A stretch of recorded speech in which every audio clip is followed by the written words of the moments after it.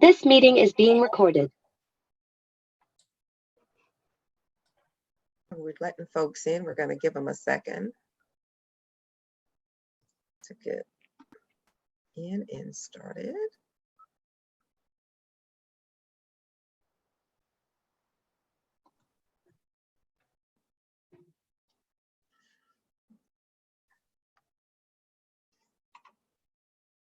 All right.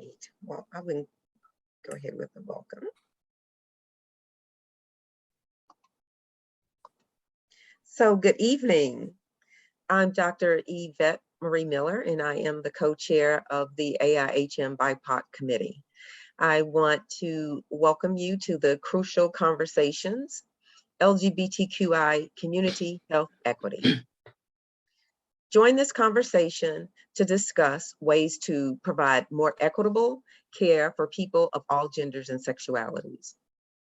The integrative health community, in some respects, has a view of itself as being more welcoming and inclusive than traditional Western medicine.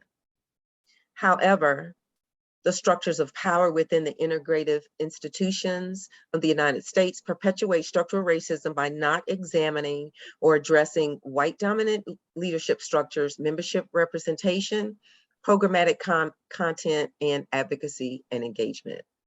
This is where we step in and where we lean in. So I will turn the program over to my colleague, Scarlett Soriano, who will give us an opportunity to get grounded and prepared for this experience. Over to you, Scarlett. Thank you so much, Yvette. Welcome everyone into this experience that will hopefully leave all of us more connected, aware, and empowered. And just want to invite whoever feels that it is safe and appropriate for them to do so, to share in a grounding visualization with us. So if that feels right for you, I'm going to invite you and I to close our eyes. Otherwise, you can lower your gaze or keep your eyes open. And just using this moment to pause.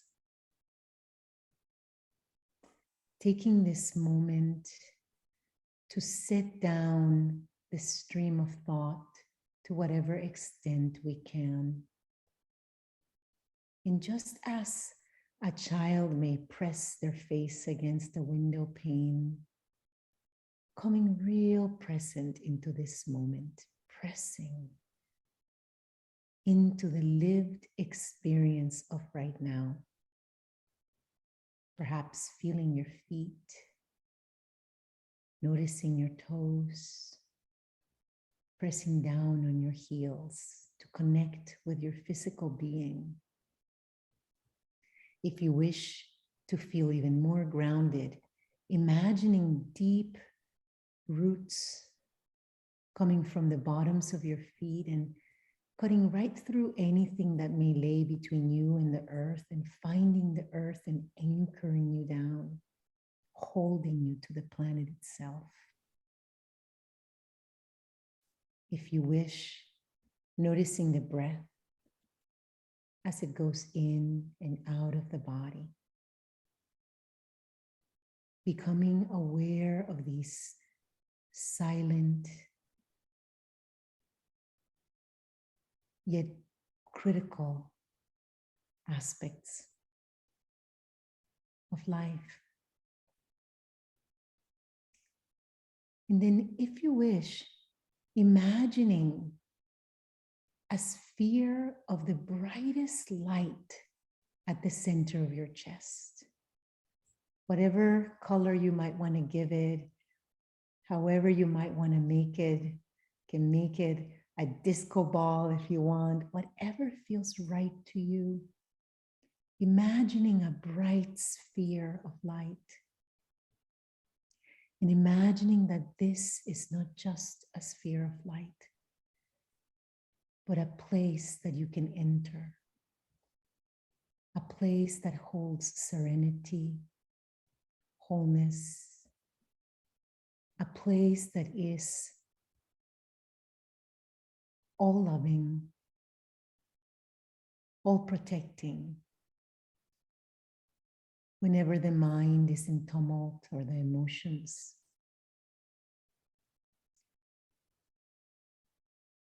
visualizing this place and imagining that its light is instantly healing. Imagining that this light emanates from the deepest part of ourselves, from the part that is and knows itself complete always, that needs no reassurance, that simply knows. Inviting each of us to keep this sphere of light in mind so that if at any moment during this experience or whenever we feel the need to rest, the need to seek inner shelter, we can bring our minds, our hearts there.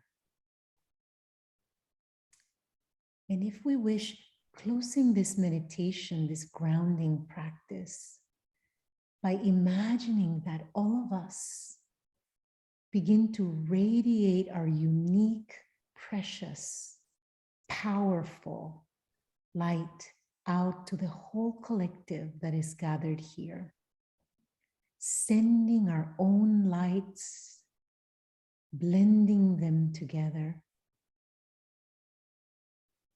perhaps marveling at the mixtures, at the hues and the colors that emerge. And if we wish, sending this extraordinary light out to the larger world, to all beings, to anyone who might benefit. Thank you for shining. Thank you for being, and thank you for sharing your own unique light. If you wish, you can open your eyes or raise your gaze.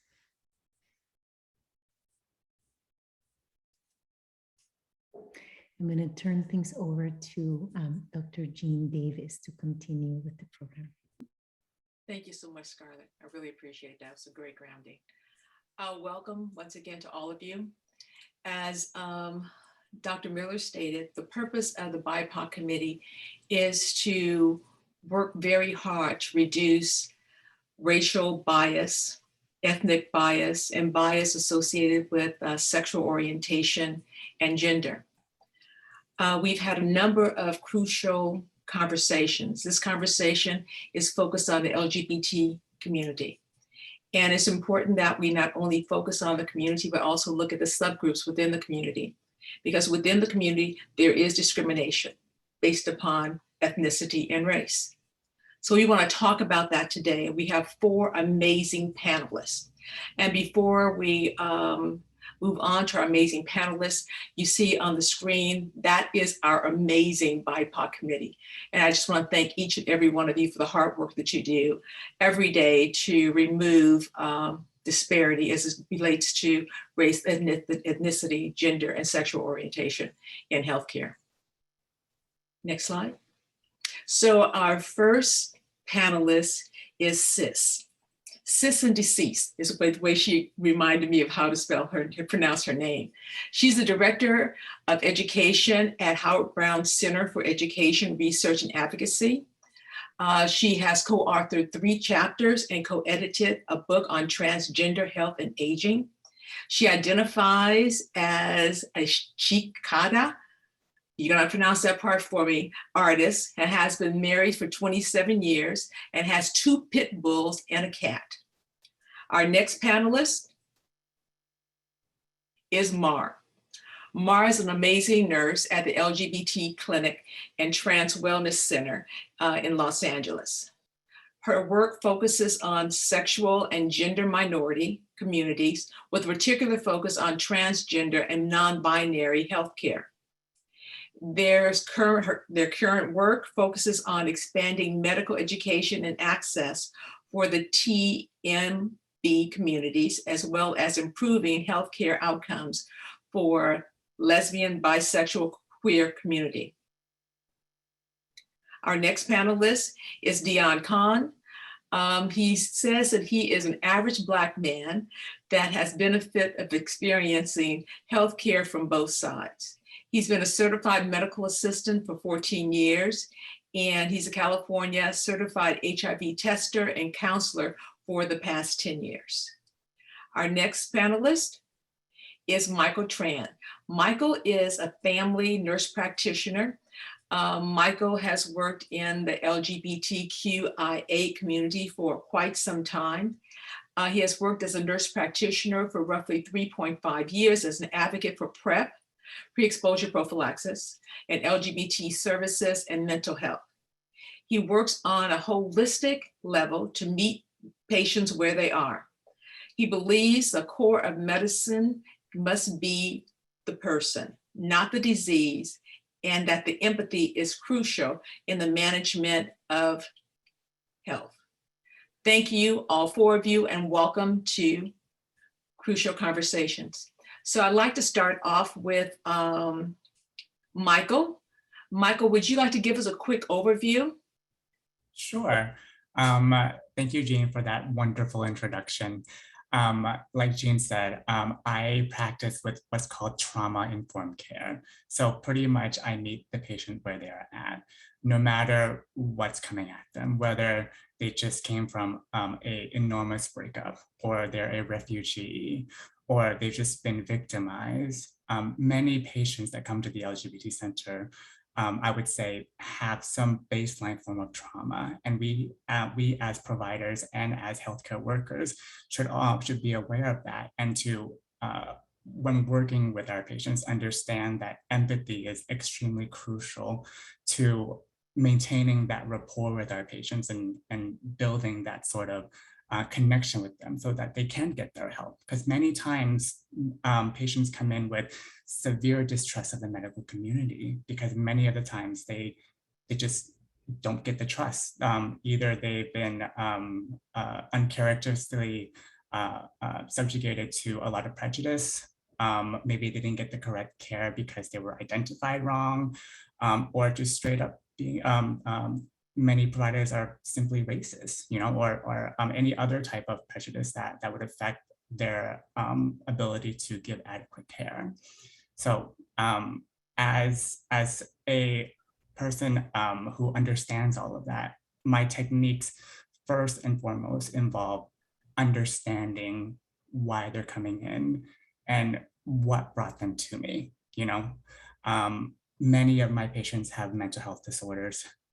Many of them feel like they've been gaslighted their entire life, saying, oh, being gay or being queer or whatever you identify as is a choice and not something that you're born with.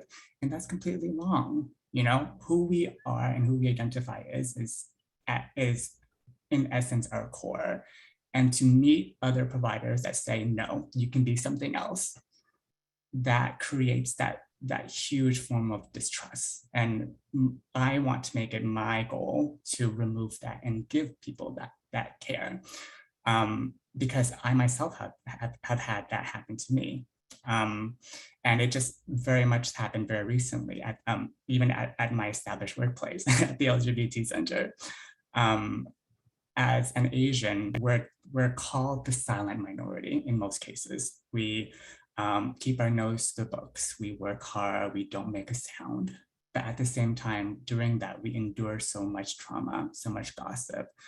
I started speaking up when I was at the center because I recognized that all of our staff, medical assistants, LVNs, all of the frontline workers are just so burnt out. The people that are helping our patients, we need to help support them. And when I tried to raise those concerns to our management, which is primarily white dominated, I got pretty much backlash. They're like, oh, you're fine, they're fine, don't worry about it. My gift of foresight pretty much knew what was going to happen. As time went on, more and more people quit, more turnovers. And then during the Omicron surge, things really got bad for everyone, as we all know. During that time, cases of corona pretty much spiked to its absolute highest, further stressing out all of our auxiliary and support staff, and me as well. And that was when I made a final ditch effort. I told management, you need to help us, but nobody listened. So at that point, I moved on to a different place. But no matter where I went, I made sure that my goals aligned with what I tried to show in terms of leadership. Many of the staff that I work with, I always use a ground up perspective, because they're the ones that are reaching out to our patients first. I've always hated the saying, the customer is always right. That's never the answer. I always believe that if you treat your staff well, if you support them, they'll treat your customers well. You don't have to do anything to the customer as long as you treat your staff the way that you're supposed to, and that's what we're lacking in terms of management, especially in a white dominated space. So I'm here to advocate for all people of color to recognize that we have that inner strength to fight back, to recognize that sometimes intentionally or not, there is a hidden bias that radiates from that sort of dominance, where from their perspective of privilege, they don't see how other races can be affected in harder ways than they can see normally. They don't see how many Latinos, many Blacks, and many Asians, even my Vietnamese community, how they barely make enough money above the poverty level. Can you imagine trying to not only survive, take care of your kids, and then on top of that, take care of your health, and suddenly have the coronavirus pop in, and then have someone tell you, oh, just take this medicine. It's really expensive, but it's the only way. And then not give them adequate support, and then to just move on, Empathy, understanding that the people that you work with, the people that you meet may not have the same privilege as you. That's what makes you, that's what will help you frame your care better. And that's what I'm here to say, is that I think we're all wonderful healthcare workers, but at the same time to also know that what drives our care should always come from empathy.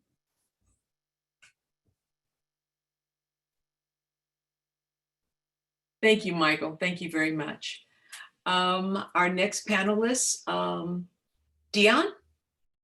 Yes. Well, hello. I want to thank you for inviting me to be a part of this, and I feel privileged to be among such esteemed panelists when I just consider myself to be an average guy. To piggyback on what Michael was saying, though, empathy is very important. I also feel as though it is really important to encourage your patients to be honest with you and to give them the space to feel empowered enough to be honest with you, because I think that is the biggest challenge with these health disparities, that Black people are always the metric for the worst outcomes, and it's because we don't trust the medical professionals that we encounter to tell them the truth. And that's probably doubly true when it comes to sexual health and not wanting to admit to how many partners one may have, the activity that they perform when they're in these relationships. And so I just think that we need to be better about encouraging honesty and truthfulness with our patients. And the best way to do that is, again, to piggyback on Michael, just to be empathetic. And as far as privilege goes, I just got back from Morocco last week. And I got a little taste. I was over there and I said, this is what it must be like to be a white man in America. Because I could move through Morocco in a way that the citizens could not. And it's just because I was a tourist and they assume you have money, and we do compared to them.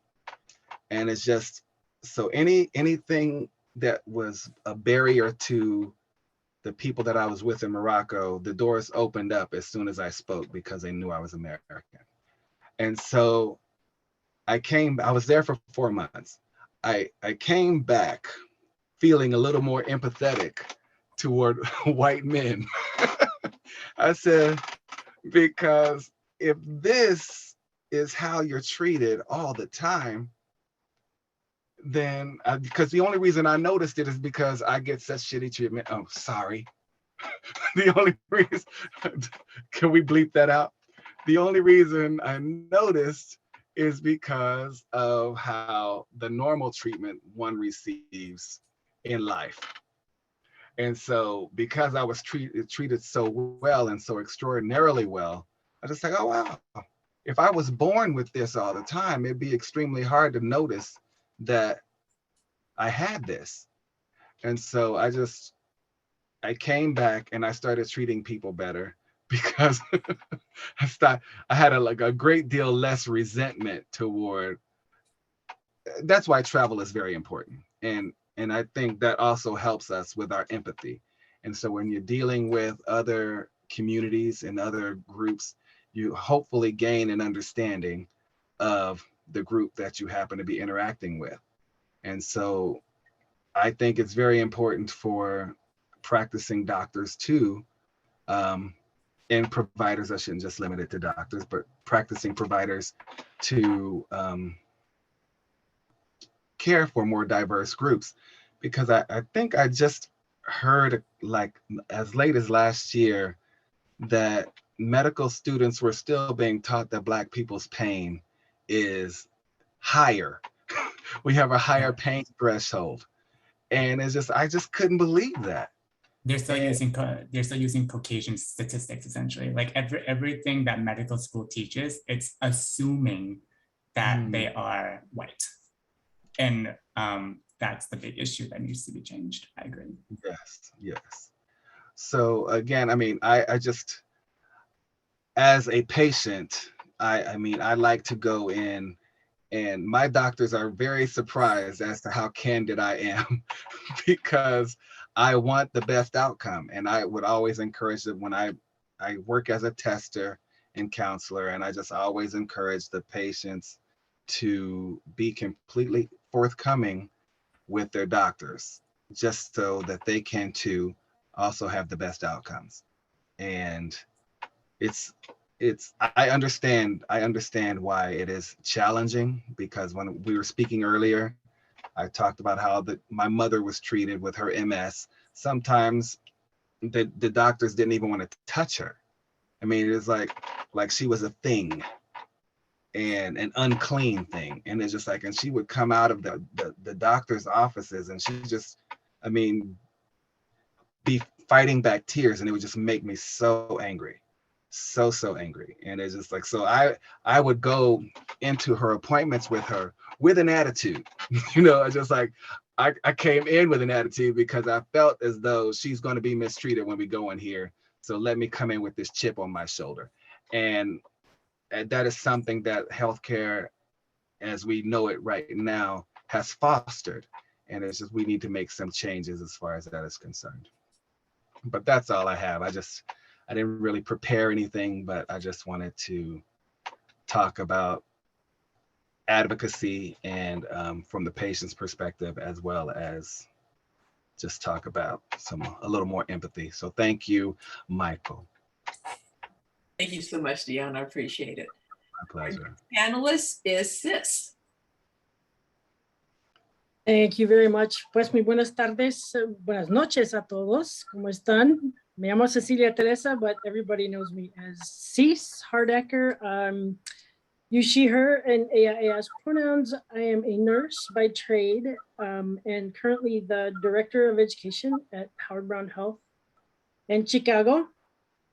Anytime I speak publicly, always acknowledge that I am coming to you from occupied lands, working and living and enjoying my life in a space that was stolen from Indigenous peoples. I always take a moment to honor that situation. I was invited to tell you a little bit about Howard Brown Health, which is where I've worked for a little over 10 years. And as the Director of Education, have many different roles, obviously mostly education, but we also help direct internships and residencies. We have a big conference in the fall. But I found this a really interesting invitation, and I thank Yvette for inviting me to come and be with you all. It's integrative medicine is something that I think is, I know it's been around a long time, but I really appreciate the emphasis that I am seeing in many, many different arenas. I always joke that nurses do all the hard work, no offense to anyone that's not a nurse.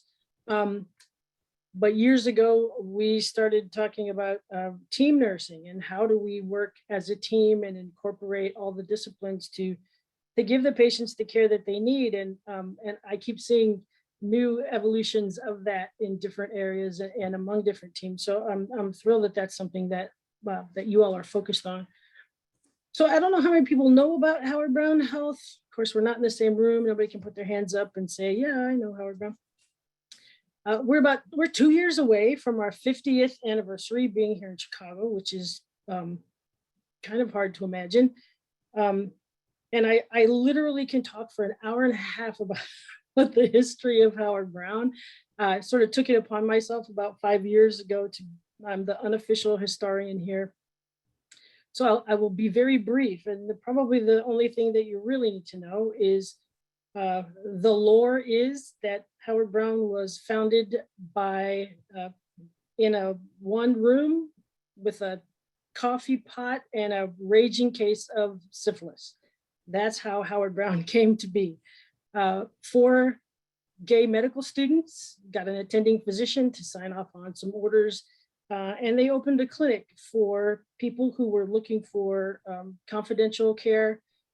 They were concerned that they couldn't go to their family practitioners. They didn't want to be outed. They didn't want to put themselves in danger. And they knew that traditional medical resources would not be welcoming or open to them. So that's where we started and have grown. So when I started 10 years ago, we had about 150 employees. And now we're pushing 800. Most of that growth has happened in the last probably 5 years since we got our full federally qualified health center status. It's really been a remarkable shift. And as you may imagine, when anybody grows that fast, there are growing pains, which we are, to be completely transparent, we're experiencing that now.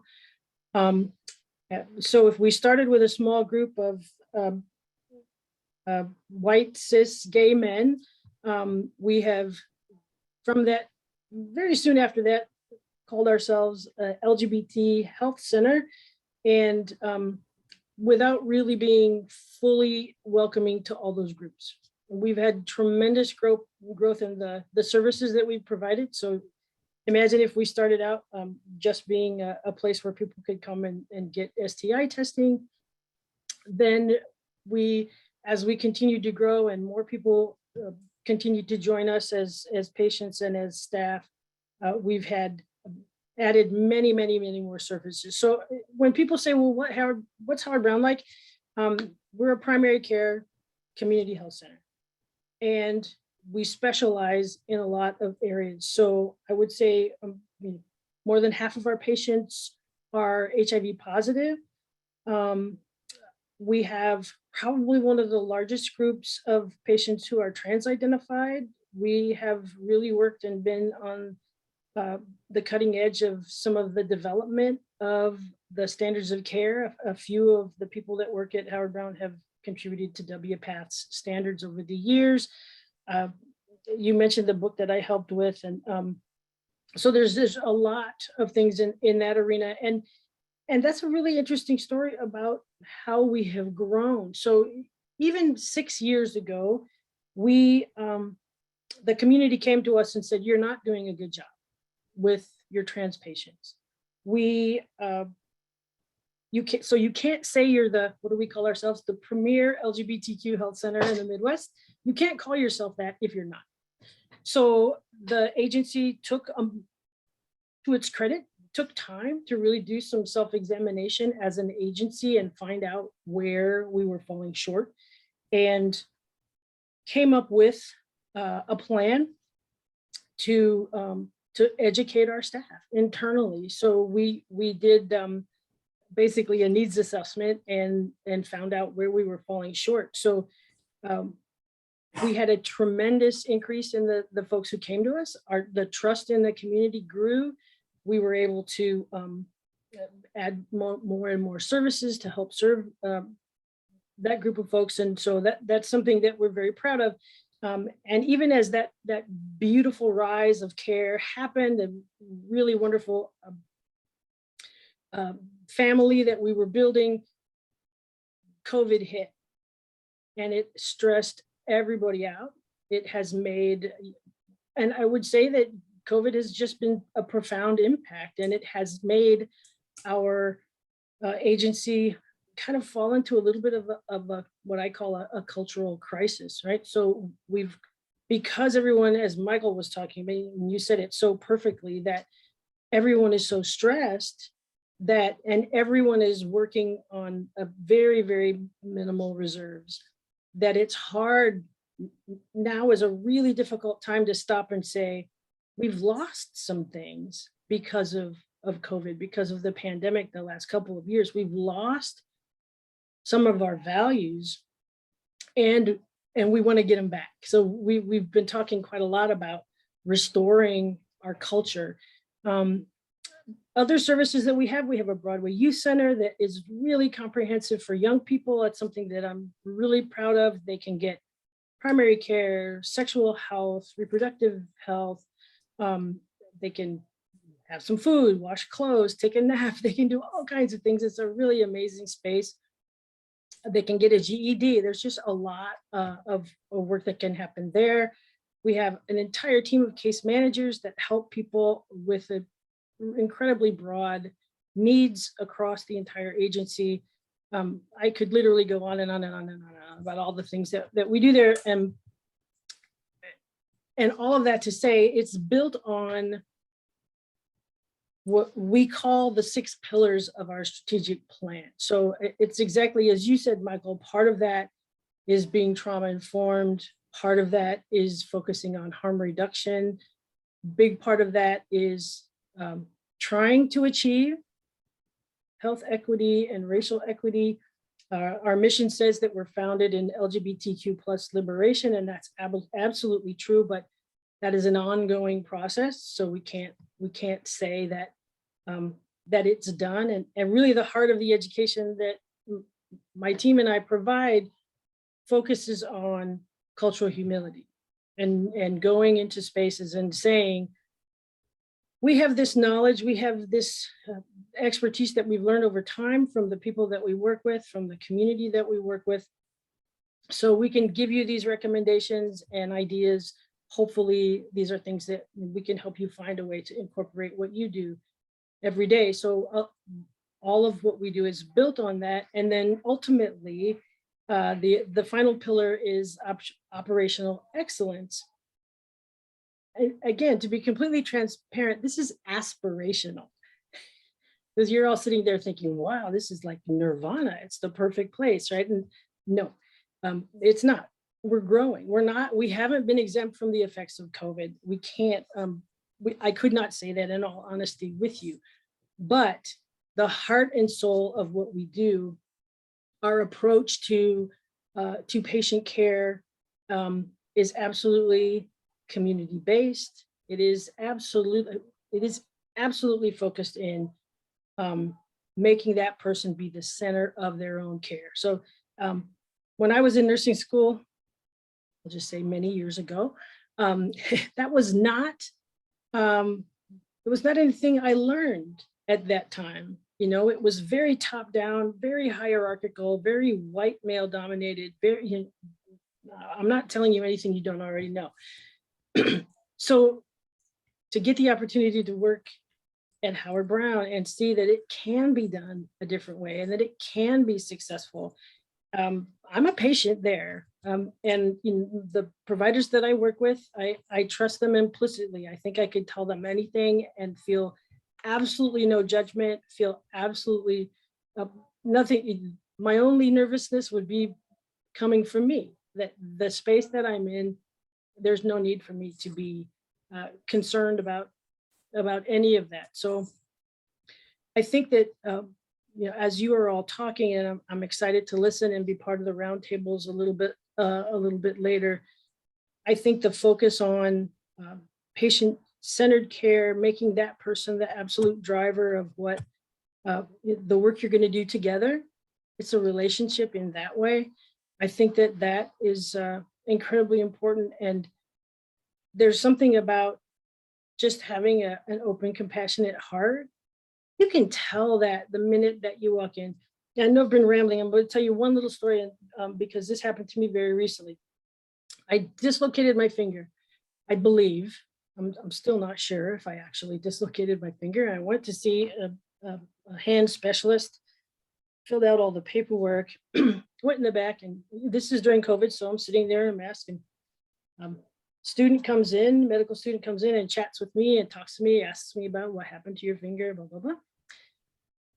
Then the provider comes in, introduces themselves, takes a look at my finger, moves it around a little bit, and never asked me if he could touch me. Never said, what he was going to do when he touched my hand. And when I said, what do you think? It obviously looks different. Right? You can see it. There's a bump that isn't where it's supposed to be.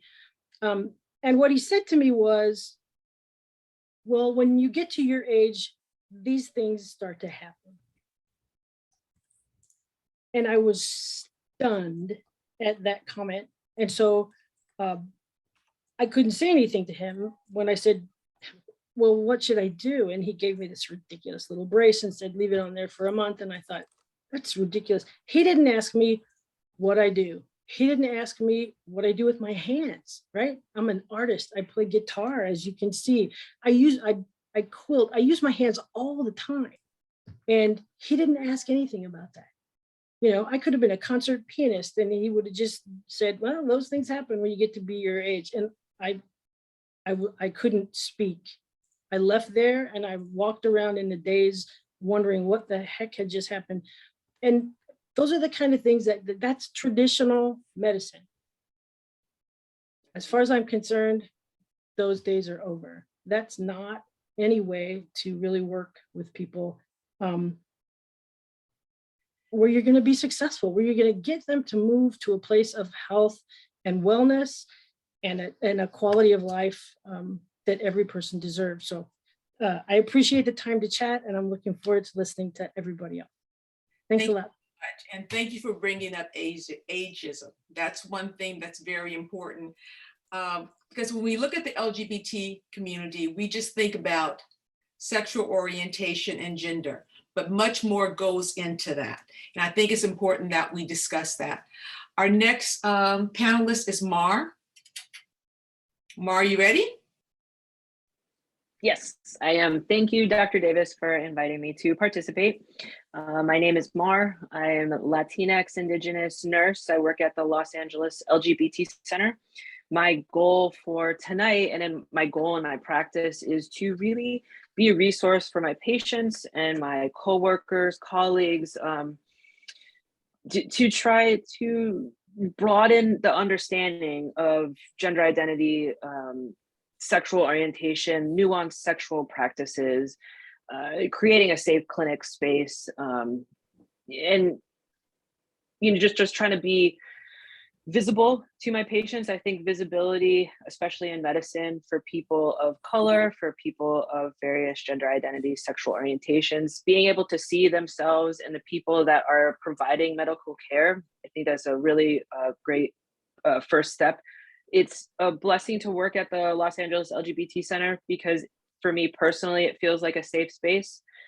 There's been jobs in my past where I have not been treated the same as my cisgender colleagues.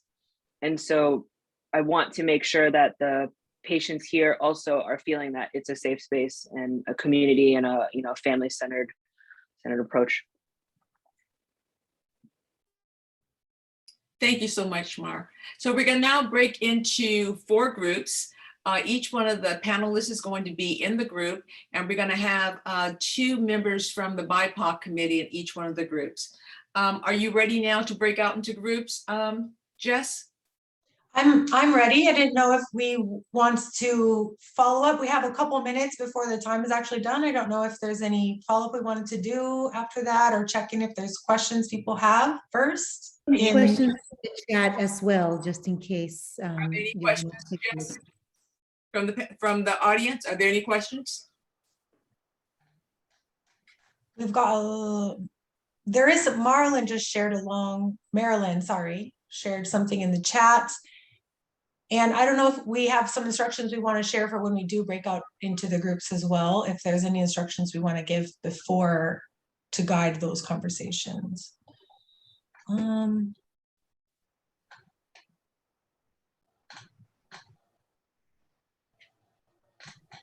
But I can break into the group if you feel like you're ready. We can go with the flow then if we want to, that's fine. They're ready to go. We've got 30 minutes. Sorry. Can we just maybe look at that question for the groups first? So when we get into the groups, if you can just explain what we'll be doing in each of the breakouts, that would be helpful before we go into the groups. So in each one of the great breakout sessions, we're going to have a panelist to lead. We're going to talk about issues associated with LGBT community and elaborate on what our panelists have already talked about. We want to examine the importance of making sure that we understand the sexual orientation, the gender of our patients, to make sure they have good health outcomes. You know, prime example is what I gave in one of our other presentations, is that if you have a transgender who is female transgendering to male, and you don't think about doing a pelvic examination or ask her about any female problems, or when you do a lab test, not do a female test, do a male test, there's a problem with that.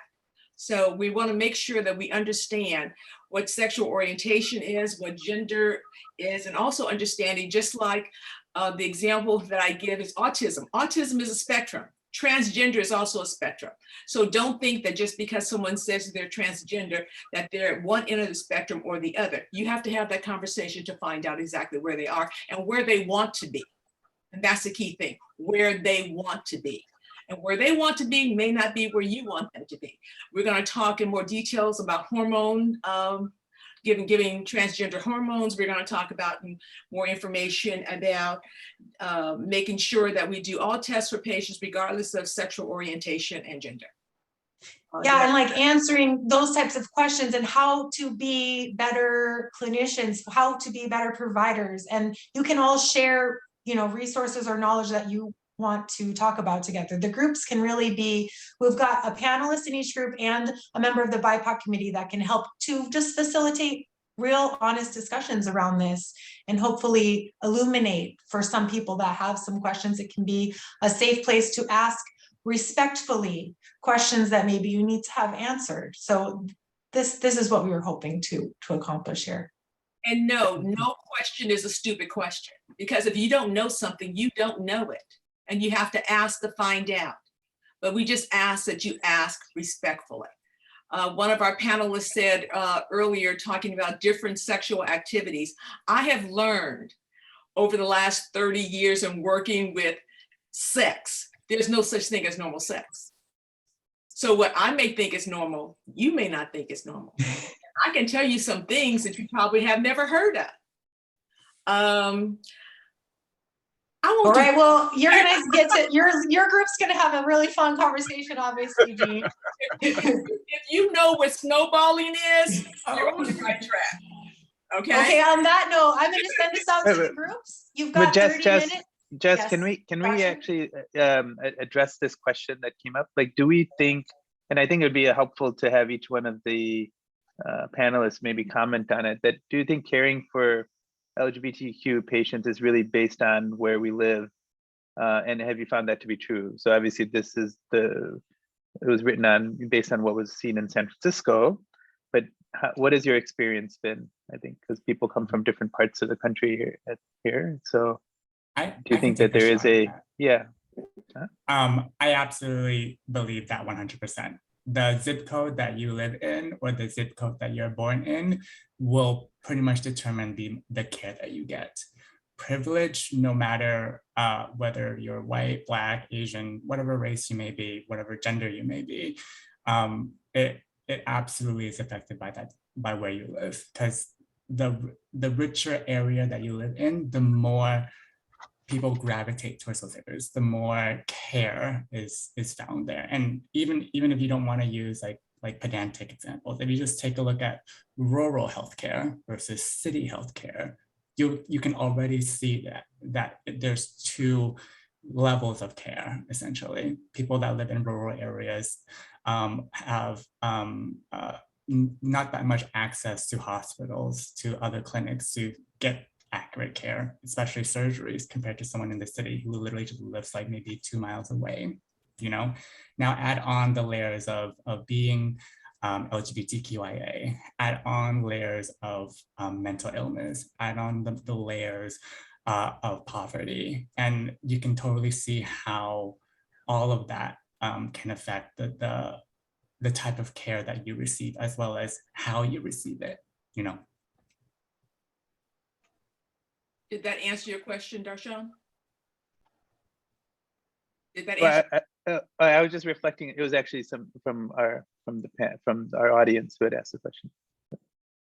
And I think it's important that you note that wherever there is LGBTQ care, more go into that direction. If you look at Palm Springs, you look at West Hollywood, you look at Atlanta, more people go where they're comfortable in being. I mean, it's just like, it's another form of discrimination, bottom line. It's redlining, you know, where you live on one side of the track or you live on the other side of the track. It's the same thing. And that's why it's so important that we talk about these things. And the BIPOC committee is focused on trying to make sure there's health equity, regardless of race, ethnicity, disability, gender, age, sexual orientation, the whole 9 yards. It's important that we do that, so that people do not feel as if they can only go to where they think they can get good care. They should be able to get good care no matter where they go. Mm-hmm. Right. And, you know, it's our job as medical professionals, if the training wasn't provided to us in our schooling, that we seek out that training and participate in conversations like this to broaden our own knowledge of the communities that we will be serving in medicine. And so just as a community member, knowing that there's so many people on this call willing to open their minds and expand their practice, it's a good first step in making sure you do provide that care to your patients. Absolutely. Mar, I just wanted to thank you too for, you know, our language is so important. So just teaching about, you know, using gender affirming surgery over sex reassignment surgery, you know, those shifts are just critical. And so I just really appreciate, that. It's very helpful. Yeah, thank you. And part of what I try to help educate people around me is normalizing things like asking pronouns. Even for your patients who you may think are cis, just making something like that a normal practice, it just sets you up to continue making that safe space. The language has changed a lot over time. And there are some patients who some people who don't like to use the word queer because it was a slur, for them in their past experience. We did say gender reassignment surgery in the past, but to be more affirming, it's understanding that it's not really a reassignment. It's helping them discover the person that they really are.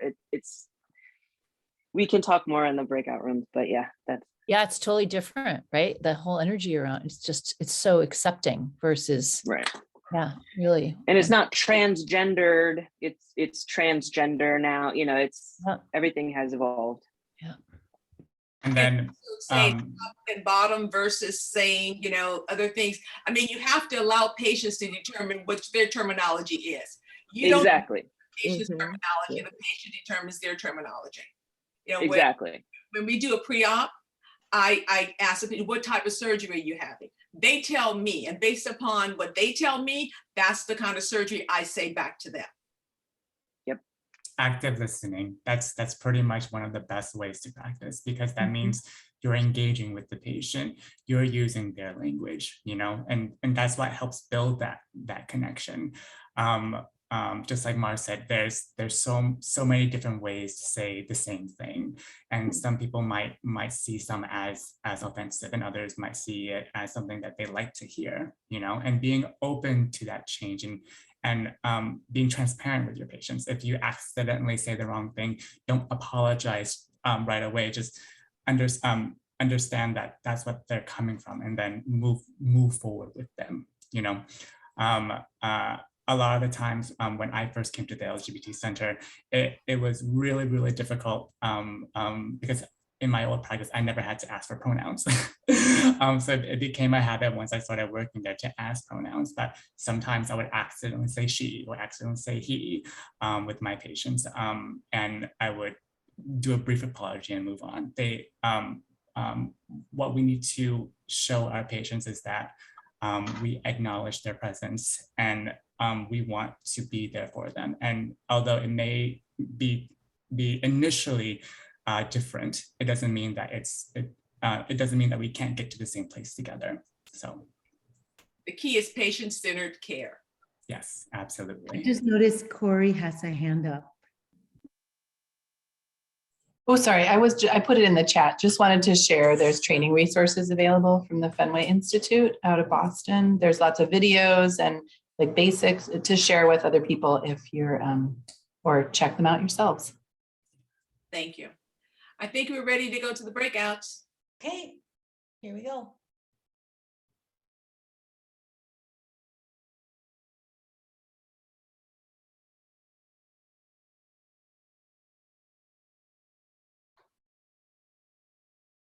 Just bear with me as I get everyone that joined in a little late into a group.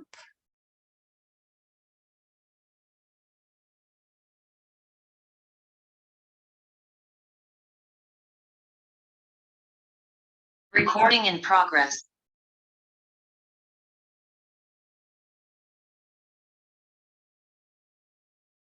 Oh, Jean, you're muted.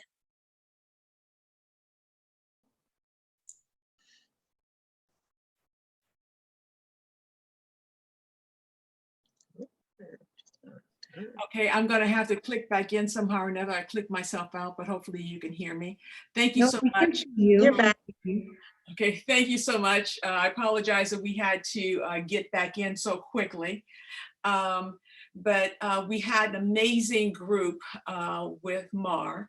And Mar, I just want you to give a 2-minute summary of what we talked about. Are you there, Mar? Am I in? I was muted, sorry. Yeah, sorry. All right. So I think what we took away from the breakout room is gender affirming hormone therapy and care is part of primary care, that as providers of medical care, we need to educate ourselves, seek out that information so that we can better prepare ourselves to provide comprehensive healthcare. Understanding that this community is marginalized and that we do need to meet them where they're at, and that is part of our responsibility. and normalizing things like SOGI data, sexual orientation, gender identity, normalizing pronouns, and creating safe spaces. Thank you, Mar. Next group. Michael. Michael? Yeah. Sorry, I was muted. So our group focused on sort of the heart to heart, about how connecting with the patient is what really fuels progression in their health. We talked about how traditional healers are sometimes marginalized and stigmatized when really they should be incorporated into Western medicine. And what a traditional healer is, and I may be butchering this, and I apologize, Patricia. Essentially, they are healers within a community that is well respected and trusted. And for many people that are poor or in poverty who can't afford to see a doctor, many of them seek out traditional healers. And many of the times, the health that they need sometimes aren't physical, but are spiritual, So being open-minded to understanding that patients not only need to be healed physically, but mentally and spiritually as a holistic individual will all the better make them feel whole. And as providers, for us to recognize that. Thank you, Michael. And Yvette? So again, I just want to thank everyone that was in our group. We had a really rich conversation around, first around medical education and how do we, incorporate, conversations and training around LGBTQ health in, in medical school and in professional school as we train healthcare providers. And Rashmi did give some idea of what's going on at UCLA, and we were appreciative of that. And we talked about, how do we encourage staff that are providing care to the LGBTQ community to do self-care and how to advocate for themselves in terms of better hours. And we used the unionization word. And then we talked a little bit about blood donation, because that's my thing, and how do we encourage and support people from diverse communities being blood donors, and talked a little bit about where blood donation is going now with risk-based assessment. So thank you everyone so much for participating in We that. just have 1 minute for the last group. Who wants to present from the last group? I know Dion had to leave. Do we have someone who wants to summarize from the last group? Kathy, do you want to summarize? You only have 1 minute. Go on, Dion. You summarize. Someone needs to summarize. Oh, okay. Yeah, and I mean, in our group, we talked a lot about just how we have conversations around this, and some of the times just the some of the grace that perhaps we might want to be able to give one another in making mistakes, but having humility and having that, and also just to remind ourselves that sometimes, I think there was quite a bit of conversation on the human connection, that ultimately this is a human to human connection, and just continuously reminding ourselves of that, as opposed to medicalizing things or whether across the spectrum of sort of human experiences. So thank you so much. And Tabby, I'm going to let you close us out. One question, did Cecilia's group get to? 1 minute, we have to close out. Okay. Tabby? Yeah, Cecilia's group was mine, Scarlett. Okay, good. This was with me, yeah. So I just want to really thank all of our panelists. I learned so much from each of you, and it was just very, you all have lovely energies, and just coming into our community as a new community, I just really appreciate all of you, and just welcome you into our community in any way that might be helpful to you or to your communities. So, and all of you who came tonight, I just want to thank you for your honesty, for all of us learning together. It's like, this is how we have to do these things and changing. And I really appreciated some of the comments in the group I was in at the end. I think Sadhana might have talked about this, and Tina, of like, the world that our children will live in when they are our age. Well, it's just like, it's not where we are. We're constantly in this evolving world. And I think about how even my kids say to me now, Mom, we don't say that anymore. We don't do that anymore. Like, you're not cool. I don't know where you're from, but like, you have to stop doing that. It's kind of this movement of like, how do we actually continue to grow and do that with cultural humility and just become an open, accepting world that we all want to be. So I thank all of you. I thank the BIPOC committee for all of the energy and time that you give to making these crucial conversations happen. And I hope you all come back to the next one, which will be in a few months. So thank you. Bye. Good night, everyone. everybody. Thank you Good night, so everyone. much. Bye. Thanks for coming. Good night. Thanks, everyone. Thank you so See you much. later. Bye.